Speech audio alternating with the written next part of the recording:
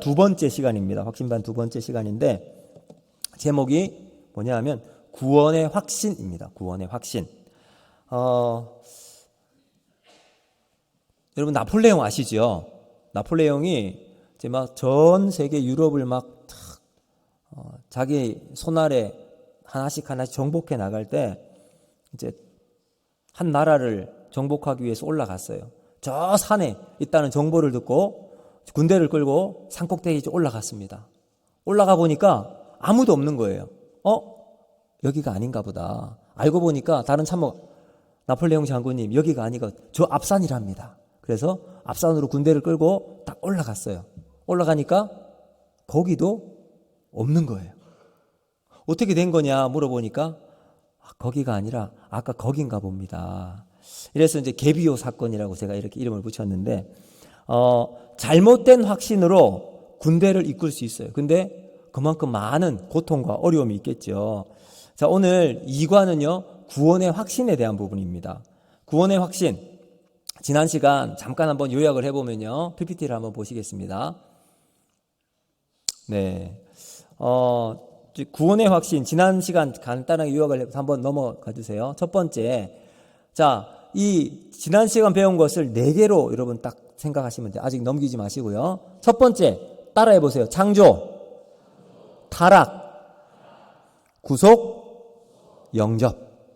네, 다시 한번. 첫 번째, 그 다음 두 번째, 세 번째, 구속, 네 번째, 영접. 자, 여러분 이게 사실은 복음에 대한 가장 기본적이고 확실한 내용입니다. 첫 번째 창조예요. 창조는 하나님께서 우리 인간을 창조하셨어요. 우리 인간을 어떻게 창조하셨죠? 하나님의 형상대로. 그래서 우리에게는요 하나님의 인격이 있어요. 하나님의 마음이 담겨 있고요. 우리를 통해서 하나님의 이게 딱 연결이 되는 거예요. 하나님의 형상대로 지어서 우리가 영적인 존재로 지음을 받게 되었잖아요. 그래서 여러분 많은 창조물 중에서 하나님은 우리 인간에게만 영적이고 인격적인 존재로 우리를 지으셨습니다. 자, 그래서 우리 인간은요 행복하게 살 수 있는 비결이 어떻게 되느냐? 하나님을 닮아서 하나님과 함께 할 때 본질적인 행복을 누리며 살아갈 수 있습니다. 그런데 하나님 없이 행복을 찾아 나가려고 하니까 비어 있는 거예요. 채워지지 않는 이 인간의 행복, 채워지지 않는 행복 때문에 다른 것을 계속 거기에 집어넣으려고 하는 거예요. 생각해 보세요. 돈, 그 다음에 술, 담배, 이것도 안 되니까 그 다음 뭘 해요? 마약. 이것도 채워지지 않으니까 나중에는 삶이 아무런 희망이 없다, 소망이 없다, 그리고 나서 자살에까지 이르게 되잖아요. 이게 하나님으로 채우지 못하니까 그런 결과가 일어나게 되는 거예요. 자, 그래서 여러분 본질적인 우리의 행복은 하나님으로만 채울 수 있다라는 것을 우리가 생각하시면 됩니다. 그리고 그렇게 살아가야 할 인간이 이제 두 번째 타락하게 됩니다. 죄로 말미암아 하나님과의 관계가 파괴가 됩니다. 여러분 죄 때문에 우리가 하나님께 죄를 지으면 그 다음 어떤 일이 벌어지죠? 심판을 받게 되잖아요. 그렇죠? 우리가 물건을 훔치거나 아니면 뭐 어떤 일을 잘못을 하면 거기에 대한 형벌을 받습니다. 벌금을 매기든 감옥에 가든 아무튼 이렇게 벌을 받게 됩니다. 자, 그 벌에 성경은 죄의 삭은 뭐라 그러죠? 사망. 네. 우리가 하나님께 죄를 지으면 그 죄의 결과로 우리는 죽음에 이를 수밖에 없습니다. 자, 이게 우리의 삶이에요. 그래서 죄를 지은 인간은 결국 죽음으로 끝날 수밖에 없어요.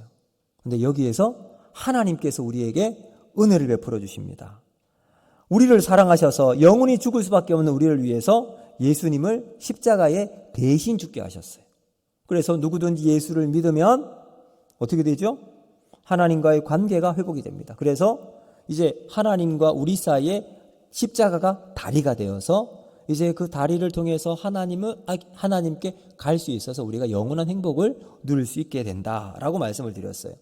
그리고 마지막 네 번째, 영접. 그렇게 이것을 안다고 하더라도 그 다음은 어떻게 돼요? 내가 믿음으로 고백해서 영원한 행복을, 영원한 생명을 이제 누리게 될 수가 있습니다. 자, 이게 지난 시간 요약한 거라고 보시면 됩니다. 다리예와예. 그래서 4번 다시 한번 읽어볼게요. 첫 번째 창조, 두 번째 타락, 세 번째 구속, 네 번째 영접. 예, 이렇게 여러분 생각하시면 되겠습니다.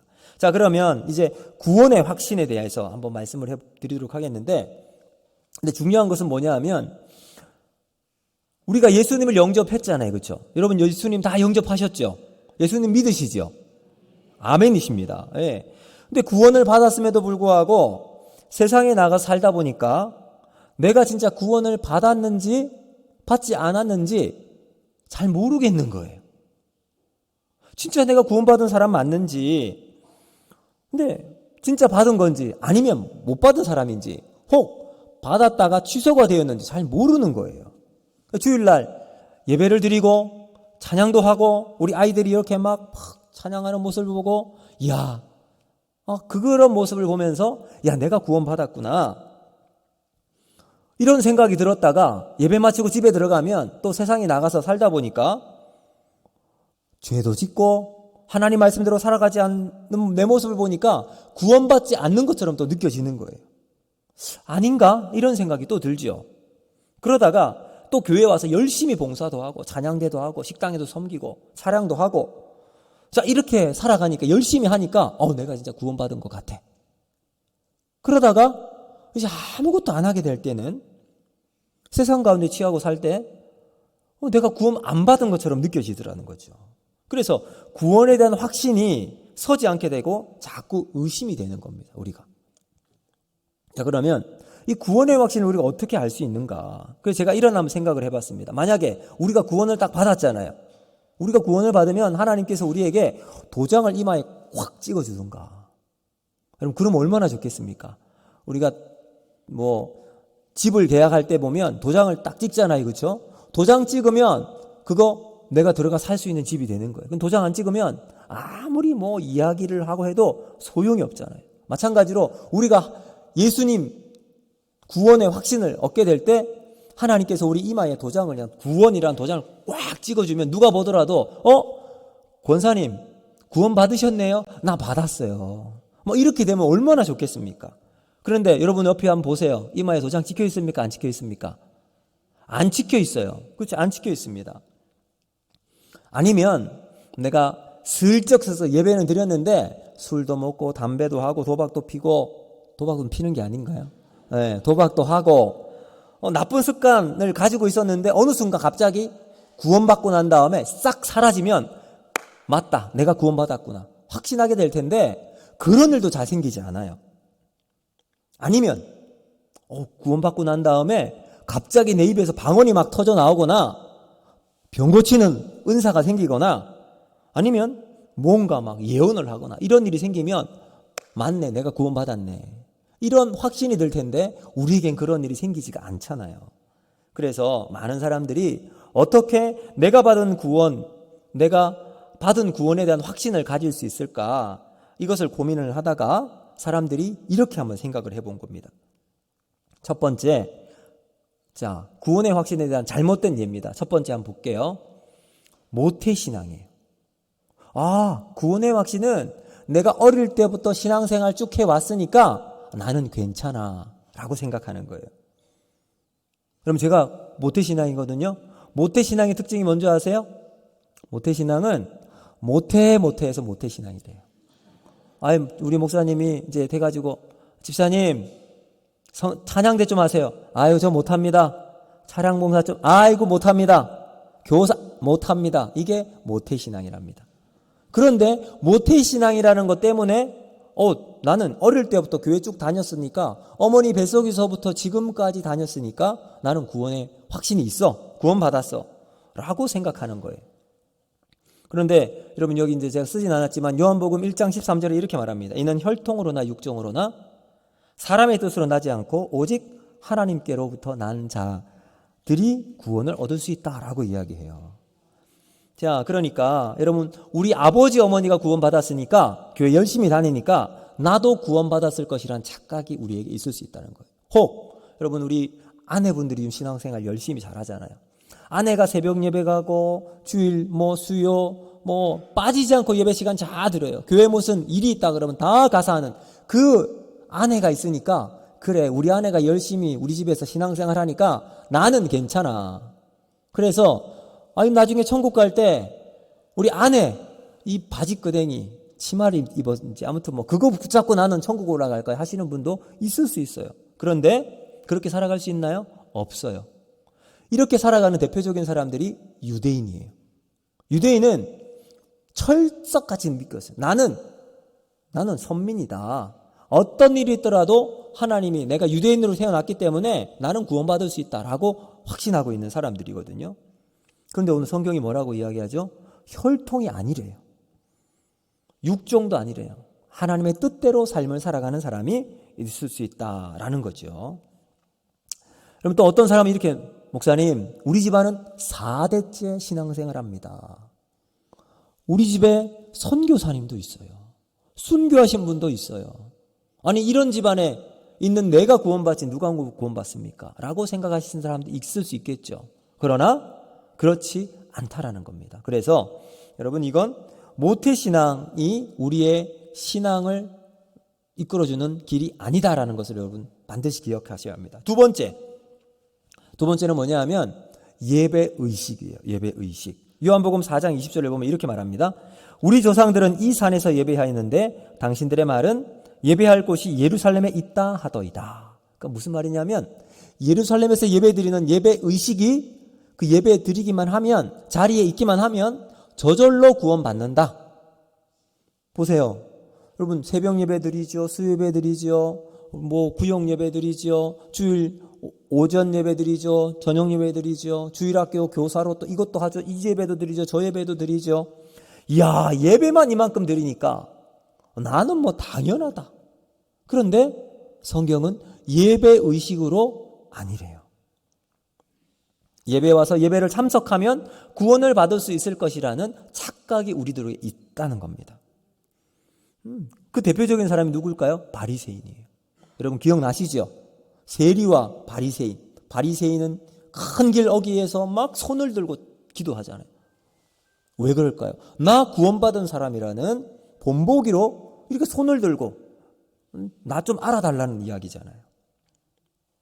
그런데 여러분, 예배의식이 우리를 구원시켜주지 못합니다. 그런데 우리가 주일 예배 시간에 보면 예배 딱 틀이 있잖아요. 그렇죠? 시작할 때 사도신경하고 대표기도도 있고 찬양도 하고 찬양대도 있고 설교도 하고 마지막 광고도 하고 축도로 이런 형식으로 예배가 쭉 진행이 됩니다. 예배의식이 있어요. 그렇죠? 이 예배의식이 왜 있어일까요? 이대로 지켜야 구원을 받을 수 있을까요?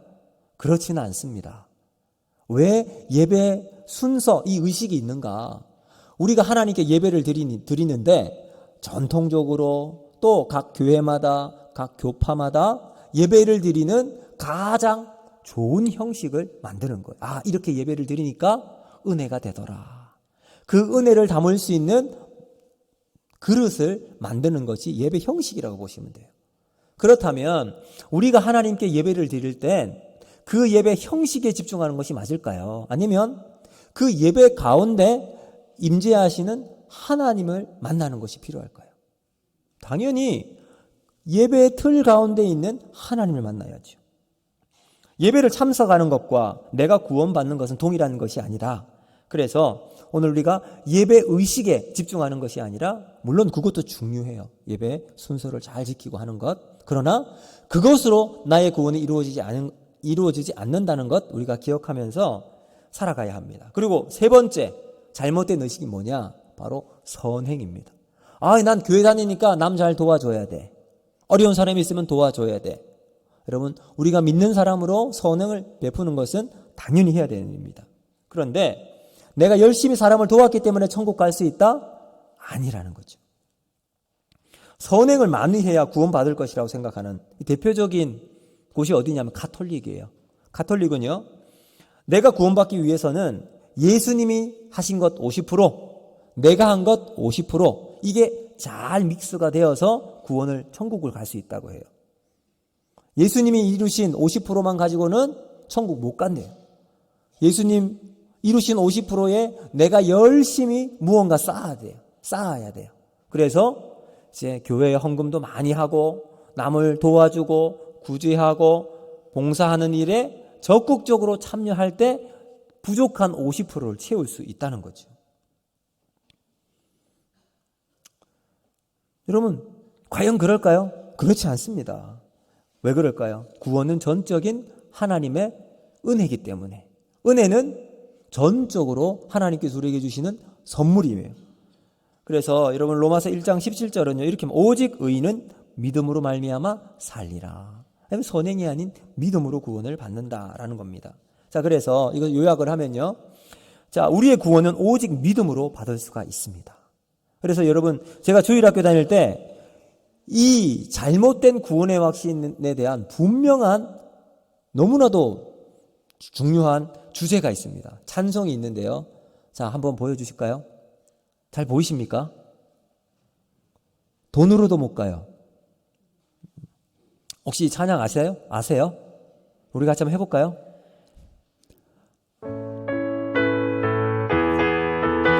박수 치면서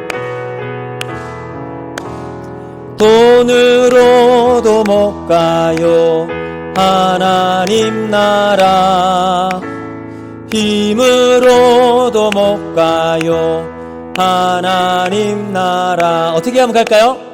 거듭나면 가는 나라 하나님 나라 믿음으로 가는 나라 하나님 나라 다음에 벼슬로도 못 가요 하나님 나라 지식으로 못 가요 하나님 나라 거듭나면 가는 나라 하나님 나라 믿음으로 가는 나라 어여뻐도 못 가요 하나님 나라 맘 착해도 못 가요 하나님 나라 거듭나면 가는 나라 하나님 나라 믿음으로 가는 나라 하나님 나라 아멘. 자, 여러분 여기 보니까 지금 제가 얘기했던 거 여기 다 나와요. 그러니까 주일학교를 잘 다니셔야 합니다. 좋은 주일학교 다니면 이런 찬양을 잘 배울 수가 있습니다. 그러니까 돈으로도 못 가요. 여러분 보니까 오늘 예쁜 옷 입고 오시고 아주 멋지고 아주 아름다우신데 우리의 아름다움 가지고 천국 갈 수 있나요? 못 갑니다. 그렇죠? 벼슬로도 못 갑니다. 무엇으로만 간다고요? 믿음으로만 갑니다. 네. 자, 그러면 이런 잘못된 구원의 확신이 아닌 진짜 그 확신의 근거는 어떻게 우리가 찾을 수 있는가? 세 가지가 있어요. 자, 확신의 근거 첫 번째 뭐냐 하면 외적인 증거예요. 외적인 증거는 하나님 말씀이에요. 두 번째는 내적인 증거예요. 외적인 증거 말씀, 외적인 증거 성령의 증거. 그 다음에 세 번째는 삶에서의 증거로 내 삶의 변화가 일어나는 거예요. 자, 여러분 잘 기억하시겠죠? 외적인 증거는 하나님의 말씀, 내적인 증거는 성령의 증거, 삶에서의 증거는 내 삶의 변화, 이렇게 생각하시면 됩니다. 자, 이게 구원의 확신을 받을 수 있는, 확인할 수 있는 세 가지 방법이에요. 자, 첫 번째 외적인 증거는 뭐냐? 한번 볼게요. 외적인 증거, 말씀의 증거인데, 이런 말씀의 증거는 성경에 나와 있는 그대로 내가 받아들이면 되는 거예요. 성경에 나와 있는 그것을 내가 믿음으로 받아들이면 되는 거예요. 그래서 오늘 요한복음 5장 24절 말씀 나오죠. 보시면 이렇게 나와 있습니다. 믿는 자는 영생을 얻었고 심판에 이르지 않고 사망에서 생명으로 옮겼느니라. 그래서 여러분 요한일서 5장 13절에 이렇게 말씀합니다. 아들의 이름을 믿는 자는 무엇이 있다고요?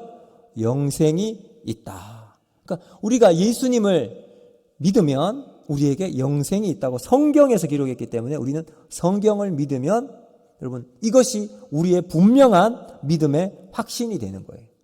자, 그래서 여러분 여기 보면 밑에 뭐라고 써? 빨간 글씨로 뭐라고 해놨습니까? 사실이라고 되어 있어요. 팩트. 여러분, 팩트가 중요한 거예요.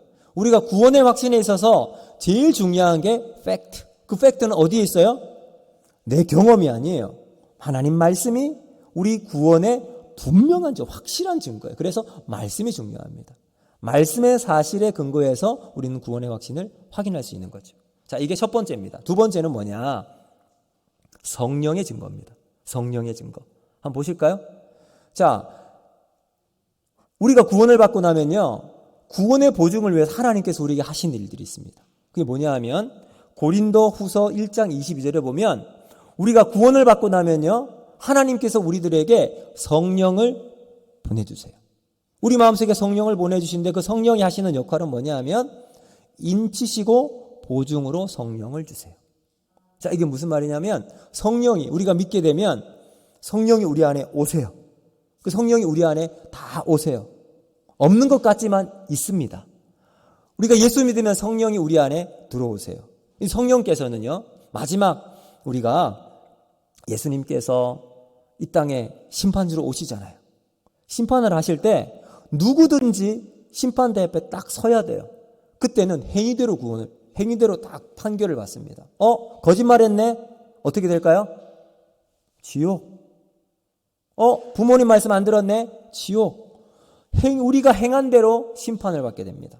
그런데 성령이 우리 안에 있으면요, 심판대 우리 앞에 딱 서려고 할 때 성령께서 안에서 예수님께 미리 딱 이야기하는 거예요. 성령이 예수님께 얘 내가 점 찍은 애예요. 성령께서 우리에게 그러한 딱 사인을 보내서 우리는 심판을 받지 않고 바로 천국으로 하나님께서 우리 인도해 주시는 거예요. 이게 성령의 중요한 역할입니다.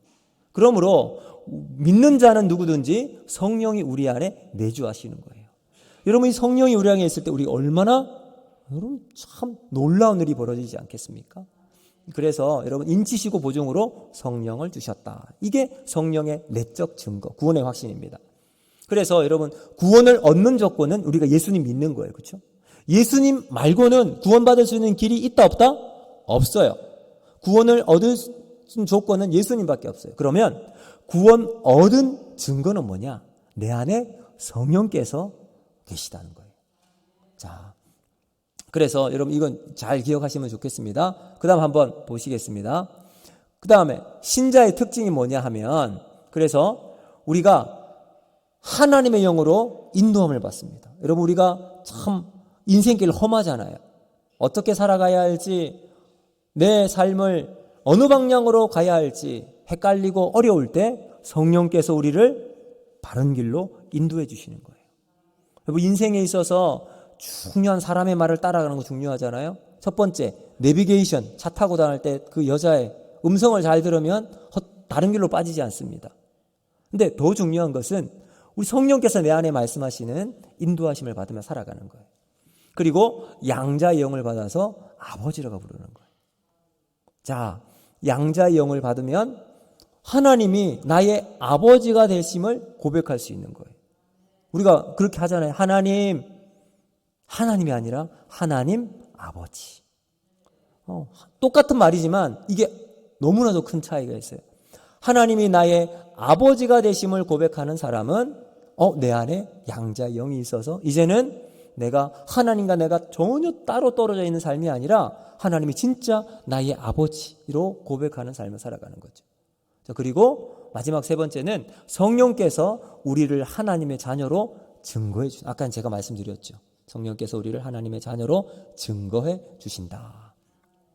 자, 이렇게 구원의 확신의 내적인 증거는 성령의 증거다라는 것을 확인해 보았습니다. 다음 한번 넘어가 볼게요. 자, 마지막 세 번째는 삶에서 증거예요.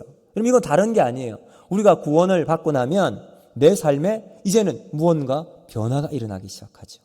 그 변화는 내가 세상에서 예전에 내가 좋던 거 있었잖아요. 그것이 이제는 점점 싫어지기 시작합니다. 한번 볼게요. 네, 그래서 여러분, 내가 이제는 내 삶의 주인을 나로 고백하지 않고 나의 주님, 예수님이 내 인생의 주인이십니다 라고 고백하는 거예요. 주 되심을 고백합니다. 그렇죠? 여러분, 내 삶의 변화예요. 그리고 나의 관심사가 바뀌게 돼요. 예전에 내가 예수 믿기 전에는요, 어떻게 하면 내가 조금 더 멋진 집을 살까? 좋은 아파트를 어떻게 하면 좀 재테크를 잘해서 많은 돈을 굴릴 수 있을까? 아니면 야, 이번 휴가 어디 갈까? 이런 고민이 내 모든 관심사였는데 예수 믿고 난 다음 내 관심사가 바뀌는 거예요. 오늘 내가 말씀을 보니 너무너무 좋던데 오늘 그 말씀을 내가 어떻게 하나님 안에서 믿음의 아름다운 열매를 맺어 나갈 수 있을까? 내가 어떻게 말씀대로 살아갈 수 있을까? 내 교회에서 오늘 우리 권사님, 집사님, 장로님 만나볼 때 기대가 되는 마음으로 모임에 참석하는 것. 무엇보다도 하나님께 예배드리는 마음이 늘 기대가 되고 기다려지는 마음으로 바뀌게 되는 것. 여러분, 이게 나의 관심사가 바뀌게 되는 거예요. 그리고 내 성품이 이제 바뀌는 거예요. 여러분, 옛날에는 내가 그냥 울그락 누구 한 사람 나에게 콕 찌르기만 하면 그냥 찌르기만 해봐라. 누구 걸리기만 걸려봐라. 오늘 내가 딱 한 판 한다. 이런 마음으로 세상을 살아갔는데 예수를 믿고 나니까요, 그게 아무런 의미가 없어. 그래, 내가 양보하면 되지. 예수님께서 십자가 나를 위해 돌아가셨는데 내가 이것 못 참을까 하면서 내 성품이 바뀌게 되는 거죠. 성품이 바뀌게 되는 거예요. 이게 우리의 삶의 변화가 나타난 것으로 확인을 해보시면 됩니다. 그래서 이렇게 바뀝니다. 이전에는 저 파트가 내 영혼이에요. 내 영혼의 중심은 누가 있었어요? 내가 있었어요. 그 자리에 내가 딱 앉아있어요. 그 옆에 누가 있습니까? 예수님이 있었어요. 예수님. 그때 내가 필요할 때마다 예수님 이리 오세요. 예수님 이리 오세요. 나 바쁜데 이거 좀 대신 좀 해주세요. 그게 뭐예요? 우리가 기도할 때 이렇게 하는 거예요. 하나님, 나 급한데 와서 이것 좀 해결해 주세요. 이게 예전의 내 모습이에요. 근데 구원의 확신을 받고 난 다음 내 삶이 어떻게 바뀌었어요? 예수님이 내 마음에 탁 의자에 앉아 계셔서, 왕자에 계셔서 이제 예수님이 시키는 대로 내가 그 길을 가는 거예요. 야, 신성아 이리 와봐. 예, 주님. 탁 달려가는 거예요. 이게 삶의 변화가 일어나는 모습으로 여러분 생각하시면 되겠습니다. 자, 한번 넘어가겠습니다. 자, 그래서 올바른 순서, 이게 참 중요해요, 여러분. 자, 이제 구원의 확신을 받게 되면 우리의 삶의 순서가 중요합니다. 제가 이제 예를 3가지를 들 텐데 어떤 게 제일 먼저 있는지 한번 생각해 보시길 바랍니다. 첫 번째, 구원의 확신에 있어서 믿음이 제일 앞에 있어야 된다. 아니면 사실이 제일 앞에 있어야 된다. 아니면 내 감정과 느낌이 제일 앞에 있어야 된다. 3가지 중에서 저 기차에 기관사가 있는 저 부분에 어떤 게 제일 먼저 들어가야 될까요? 첫 번째, 믿음이라고 생각하시는 분. 몇 분이 계세요? 자, 두 번째, 사실이라고 생각하시는 분. 나머지 분은 뭡니까? 목사님 몰라요. 그런 거 시키지 마세요. 자, 한번 볼게요. 첫 번째 번 사실이에요. 여러분, 대부분 이제 이 질문을 하면 아마 마음속에 왠지 믿음일 것 같아. 그래서 믿음을 제일 먼저 하시는 분들이 많습니다. 물론 믿음이 있을 수 있어요. 근데 아까 그 말씀드렸죠. 사실, 팩트, 하나님 말씀, 이게 우리의 신앙 구원의 확신에 제일 먼저 끌고 가야 된다는 거죠. 사실, 하나님 말씀이 가장 우선에 있습니다. 그 다음이 뭘까요? 그 다음 믿음은 순종. 그 다음 느낌과 감정. 이게 이제 따라가는 거예요. 근데 우리는 어떻게 되냐면 대부분 느낌과 감정이 제일 앞에 있어요. 느낌과 감정이 맨 앞에 있어서 오늘 내가 뭔가 막 기분이 좋고 뭔가 이렇게 되면 오늘 내 구원 받은 것 같아. 내가 오늘 진짜 은혜 받은 것 같아. 아니에요. 뭘까요? 하나님 말씀이 가장 먼저 있어야 됩니다. 이게 중요한 거죠. 자, 그래서 이 내용을 가지고 제가 지난주 몇 주 전에 이 설교를 한번 드렸죠. 한번 볼게요. 두 아들 중 누가 안전할까요? 기억이 나세요? 네, 기억나시는 분도 안 나시는 분은 그냥 그렇게 한번 그냥 모르셔도 됩니다. 제가 한번 질문을 드려볼게요. 두 아들 중 누가 안전할까요?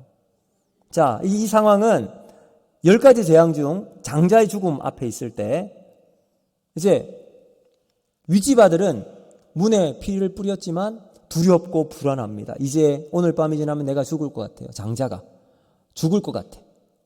그 느낌 때문에 막 밤잠을 설쳤어, 윗집 아들은. 근데 아랫집 아들은 뿌린 피 때문에 편안하게 잤대요. 자, 윗집 아들과 아랫집 아들 중에 어느 집 아들이 안전할까요? 윗집 아들이라고 생각하시는 분, 아랫집 아들이라고 생각하시는 분. 그러면요, 답은 둘 다 안전합니다. 왜요? 네, 맞습니다. 피를 뿌렸기 때문에. 이게 뭐예요? 사실이에요. 우리의 신앙은 항상 사실에 근거할 때 여러분 구원의 확신이 안전하고 확실할 수 있다는 것 여러분 기억하시길 바랍니다. 자, 그 다음. 그래서 여러분 이제 다 끝났습니다. 이제 구원의 확신은 잘못된 구원의 확신 세 가지가 있었죠. 그렇죠? 잘못된 구원의 확신은 분명한 구원의 확신은 세 가지. 어떤 게 있었어요? 외적 확신, 내적 확신, 삶의 변화. 자, 외적 확신은 뭐예요? 말씀, 사실이에요. 하나님 말씀에 근거한 구원의 확신이 가장 앞장서 있습니다. 그 다음 내적 확신은 누가? 성령께서 우리를 인도하시는 거예요. 그리고 세 번째 삶의 변화는 내 삶에 이제 여러 가지 삶의 변화들이 일어나는 것. 이것이 우리가 구원받은 확실한 근거라는 것을 기억하시고 살아갈 수 있기를 바랍니다. 아멘. 자, 이것을 이제 마치겠습니다. 잠깐 기도할게요.